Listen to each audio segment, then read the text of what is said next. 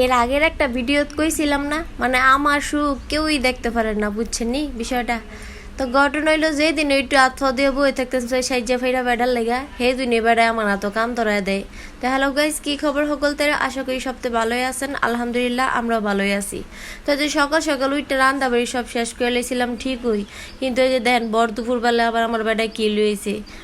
কথা নাই বার্তা নাই, এটা কোনো কতই লোক কম দিই, মানে আমি গোসল টোসল কইরা রেডি টেডি হইয়া গেছি গাত এই দুপুরবেলা লই আইছে এত গিলি চিকেন, মানে বেড়া একটু বাইতে না বাড়িলে আমি সেদিন আতঙ্কে থাকি যে না জানি কোন কামটা লই আমার লেগে।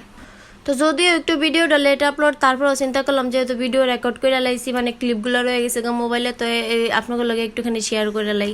তো এই যে বেটা খাইয়ে দেয় কাম না থাকলে যাওয়া আর কি, মানে একটুখানি গেছিল বাইরে, তো আনোর সময় দেয় নেতুগুলি মুরগি লইছে। তো এই দুপুরবেলা আমি কারি দিয়া কুটামো, তো চিন্তা করলাম নিজেই কুইটা উইটা লাই।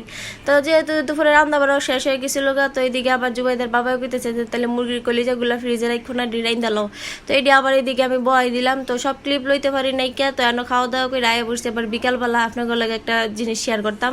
তো এই যে দেখেন জঙ্গলগুলি, মানে এনের ভিতরে আমি আগে সবজি টবজি গাছ টাছ লাগাইতাম, তো এই জঙ্গল হইয়া আমার সবজি গাছগুলো সব মারা গেছে, আর আমিও একটু সময়ের অভাবে এগুলো আর পরিষ্কার করতে পারি নাই। তো এইগুলা থেকে ঘরের ভিতরে মনে করেন পোকা মাকড়, তারপরে স্যাঙ্গা বিচ্ছু যা আছে এগুলো আয়ে করে।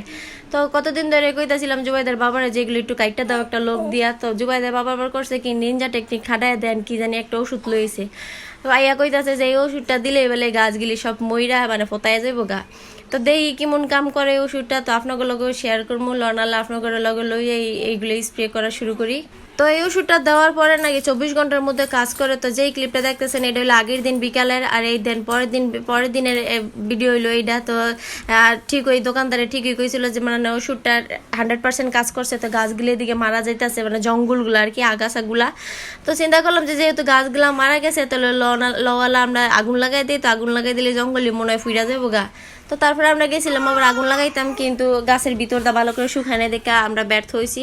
তো পরবর্তীতে কি হইলো আপডেট আপনার করে জানাবো। তো আজকের ভিডিও দূরে, সবাই ভালো থাকবেন, সুস্থ থাকবেন। আর করে ভালো লাগলে বেশি বেশি লাইক কমেন্ট শেয়ার করে দিবেন। আল্লাহ হাফেজ।